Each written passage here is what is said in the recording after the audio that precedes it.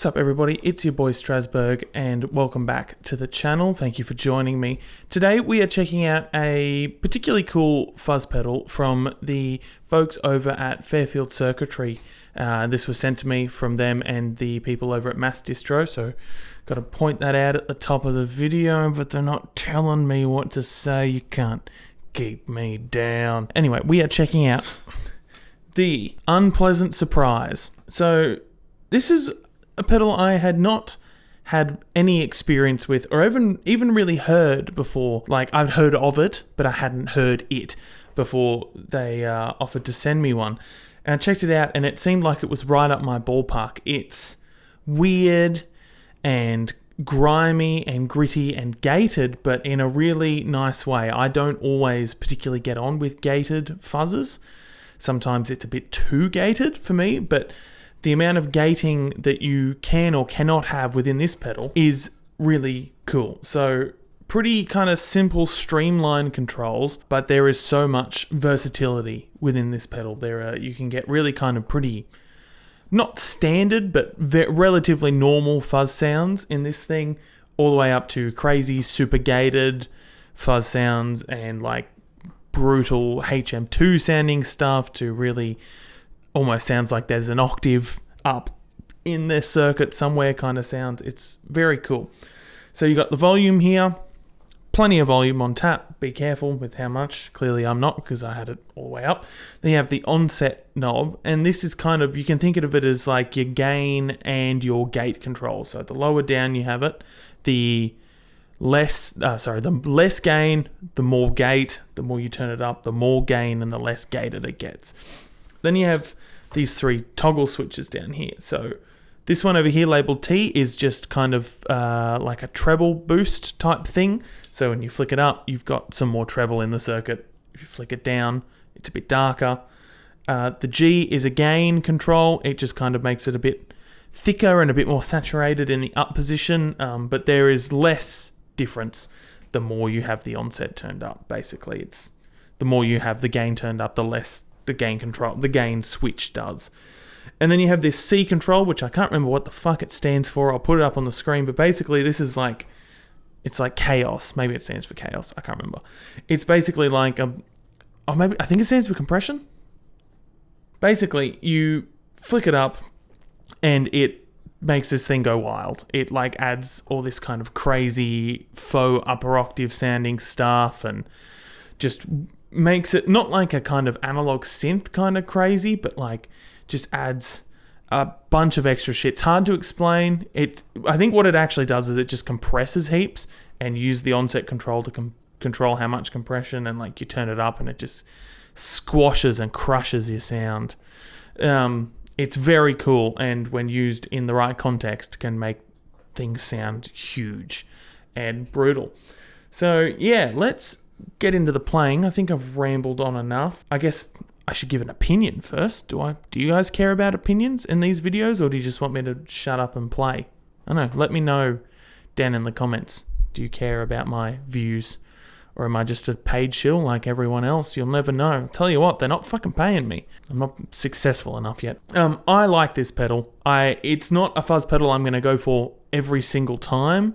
Like, I think for general use fuzz stuff, I like stuff that's a bit more standard, your big muffs, kind of like modified tone benders, or like a percolator, maybe.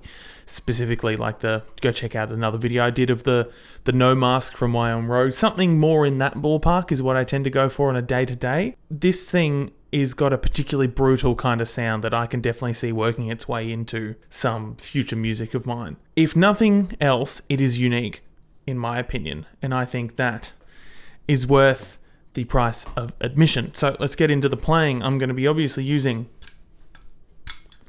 this pedal, I don't know what the hell that's going to look like in the edit, into the Citadel from Electronic Audio Experiments, as per usual, into the Two Notes Audio Cab M Plus with the Strum and Flint for a touch of reverb, and I'm going to be using my Dunnable DE Cyclops. No bass in this video, sorry, because I didn't use it on bass in the track, and in my opinion, I don't think this is particularly good for bass, for what I want bass to be.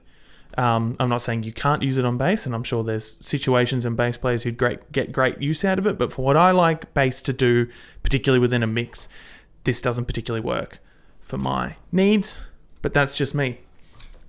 Let's get into the playing.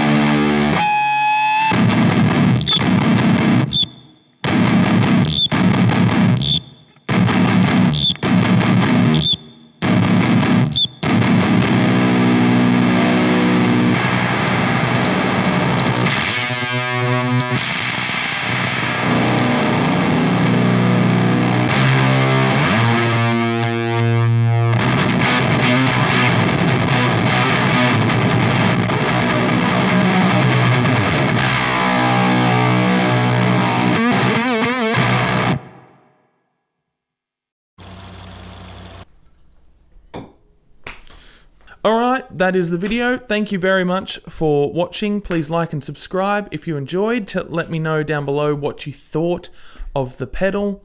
And if you have one yourself. Fairfield makes some cool stuff. I didn't really talk about the aesthetics, but I do like the kind of minimalist thing. I know some people maybe aren't a huge fan of the look, but I like it. Yeah, I think it's cool. I think Fairfield makes some sick pedals. I used to have a shallow water at one point, and there's always a part of me that regrets selling it, and I think I need to try and track one down again, find another one, add it to the arsenal. That's a conversation for a different day. Thank you for watching. Please like and subscribe, and as always, fuck off.